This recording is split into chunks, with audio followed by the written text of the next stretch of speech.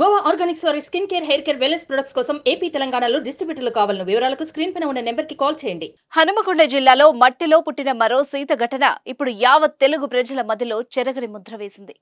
ఆ తల్లికి ఏం కష్టం వచ్చి అప్పుడే పుట్టిన బిడ్డను వదిలించుకోవాలనుకుందో, బతికుండగానే పాతిపెట్టే మనసు ఎలా వచ్చిందో అని ఆ వార్త చూసిన ప్రతి ఒక్కరి నోటి నుంచి వచ్చే మాటలు ఇవే.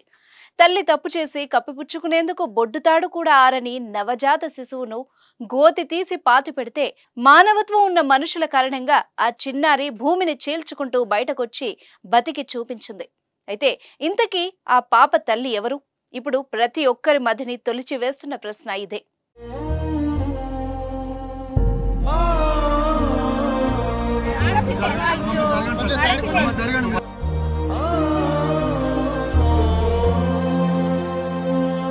తెలంగాణ ప్రభుత్వం టెక్నాలజీని వాడకంలో వెరీ స్ట్రాంగ్ అని చెప్పుకోవాలి. అయితే అటు ఐసిడిఎస్ అధికారులు అంగన్వాడీల చేత ప్రతి గర్భిణీ డేటాను అత్యంత పకడ్బందీగా నమోదు చేస్తారు. ఏ నెలలో నెల తప్పింది దగ్గర నుంచి డెలివరీ అయ్యి పుట్టిన శిశువుకు 5 ఏళ్లు వచ్చే వరకు ప్రతి అంశాన్ని రికార్డు చేస్తారు. అయితే ఘటన హన్మకొండ పరిధిలో జరిగింది కాబట్టి ఆ పసిగుడ్డు అప్పుడే పుట్టిన ఆనవాళ్లు ఉన్న కారణంగా ఎక్కువ దూరం నుంచి వచ్చి అక్కడ పాతిపెట్టే అవకాశం లేదు. వరంగల్, హన్మకొండ జిల్లాలో ఎంతమంది గర్భిణీలు ఉన్నారు? ఇక్కడ ఆ తల్లిని కనుక్కునేందుకు వైద్యులు ఒక క్లూ కూడా ఇచ్చారు. శిశువు 8వ నెలలోనే పుట్టిందని నిర్ధారించారు. కాబట్టి 8వ నెల గర్భిణితో ఉన్నవారు ఎంతమంది ఉన్నారు, వారంతా ఎక్కడ ఉన్నారో ఈజీగానే కనుక్కోవచ్చు. కానీ అధికారులకు ఆ తల్లి జాడ చిక్కడం లేదు. దీంతో పాప తల్లి గర్భిణి లెక్కల్లో ఎంట్రీ కాలేదేమో అనే అనుమానాలు వ్యక్తమవుతున్నాయి. పెళ్లి కాకుండా తల్లి అయ్యేవారే అంగన్వాడీలకు చిక్కరు అనేది ఇప్పుడు అధికారుల వాదన. ఇదిలా ఉంటే బతికి ఉన్న ఆడ శిశువును గుంత తీసి పాతి పెడితే ఆ వ్యక్తులను పోలీసులు కనిపెట్టలేకపోవడము సాధారణ ప్రజలను కలిచివేస్తుంది. నిత్యం రద్దీ ఉండే రహదారి పక్కకే అంతటి ఘోరం జరిగితే పోలీసులు నిందితులను పట్టుకోలేకపోవడం ఏంటనేది సగటు మానవుని తొలిచివేస్తున్న ప్రశ్న. అయితే కేసును సవాల్గా తీసుకున్న పోలీసులు సీసీ కెమెరాలను క్షుణ్ణంగా పరిశీలిస్తున్నట్లు తెలుస్తుంది. ఘటన జరిగిన సమయంలో ఆ ప్లేస్ లో సెల్ ఫోన్ వినియోగంపై ఫోకస్ చేసిన పోలీసులు ఆల్మోస్ట్ పురోగతిని సాధించారు. 101 కాల్స్ ఆ టవర్ ఏరియాలో ఆ టైంలో మాట్లాడినట్టు గుర్తించారు. 1-2 రోజుల్లో పాతి పెట్టింది తల్లా లేక మరెవరైనా అనే విషయం తేల్చుతామంటున్నారు పోలీసులు. అయితే త్రేతాయుగంలో సీతాదేవి భూమి నుంచి పుట్టింది. ఇప్పుడు కలియుగంలోనూ మరో సీత పుట్టిందని సుమన్ టీవీ రాసిన కథనానికి అనూహ్య స్పందన వచ్చింది. ఆ వార్త చూసిన ప్రజలు కామెంట్ల వర్షం కురిపిస్తున్నారు. Suman TV helpline number కి వేలాది ఫోన్ చేస్తున్నారు.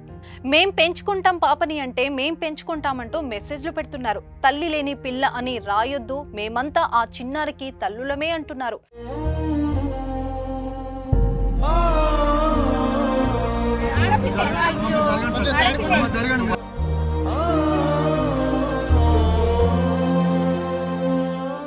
ఇదిలా ఉంటే హనుమకొండ జిల్లా సంక్షేమ అధికారిని మధురిమ మాత్రం ఆడ శిశువు సంరక్షణ పూర్తి బాధ్యత తమదే అని ప్రకటించారు. ఒకవేళ కన్నతల్లి వస్తే కౌన్సిలింగ్ ఇచ్చి అప్పగిస్తా ఉన్నారు. లేదంటే జిల్లా బాలల సంక్షేమ సమితి ఆధ్వర్యంలో శిశుగృహకు అప్పగిస్తా ఉన్నారు.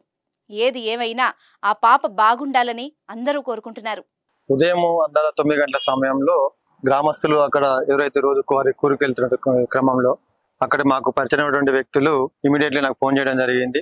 సార్, ఇక్కడ ఎవరో గుర్తు తెలియని వ్యక్తులు ఒక పాపని, అప్పుడే పుట్టినటువంటి పాపని రోడ్డు మీద పడేసి వెళ్ళినారని తెలియగానే ఆన్ ది స్పాట్ ఊటన అక్కడికి ఒక 10 నిమిషాల సమయంలో చేరుకొని చూడగానే ఆ పాప అంతా మట్టిమయంలో ఉండగానే మా బండిలో ఉన్నటువంటి కొత్త క్లాత్ తీసుకొని కొన్ని క్లాత్స్ తీసుకొని స్థానికుల సహాయంతో ఆ పాపని సాధ్యమైనంత కొంచెం క్లీన్ చేసేసి ఇమీడియట్లీ అంబులెన్స్ రాని కొంచెం లేట్ అయిన కారణంగా నా బండిలోనే తీసుకొని వెళ్ళి ఎన్ఎస్ఆర్ హాస్పిటల్ చేర్పించడం జరిగింది.